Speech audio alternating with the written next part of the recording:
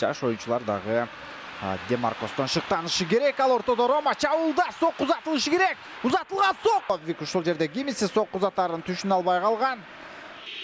Нико Вильямс қайрадан бір туғанына үнсөзсіз түшініп келді.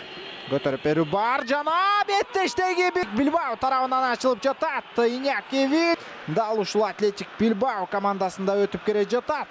Кесипкөй футболдогу жатат сол капталдагы коргоочу Юрий Берчич азыр эсеп сандары теңделиш керек. Узатсания Томасо Бальцани Оло Дибала өнөктөшүнө жаратып берген, бирок Бальца эмне кылдың дегенде жардам берсең Жоа Эрни сол капталдагы Ленел Чуди оюндагы тайм бардык расмий өкүлдөр менен таанышып алдык. Эми оюн Рома көп кооптабал жаратканы менен эсеп сандарын теңдей алган жок. Жана мына ушул 7-нчы мүнөткө келгенде Ромадагы бискен экинчи голу мына ушул жерден оң буту менен андан кийин дарбазанын ичине кирип кеткен.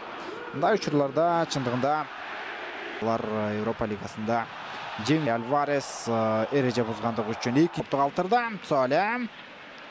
Салим Акерс кайрадан Солеге жооптук чыгарып берүү. Бардык бөлүккө Салим Акерс сокку узатыш керек. Шомуродов узатылган сокку командасы эң акыркы чабуулда. Мындай тур калтырган, бирок өз убагында бурулду дагы алыска. Бородов тура позицияда жайгашып офсайд абалында калган эмес экен. Жана кийин Сан Мамес стадионунун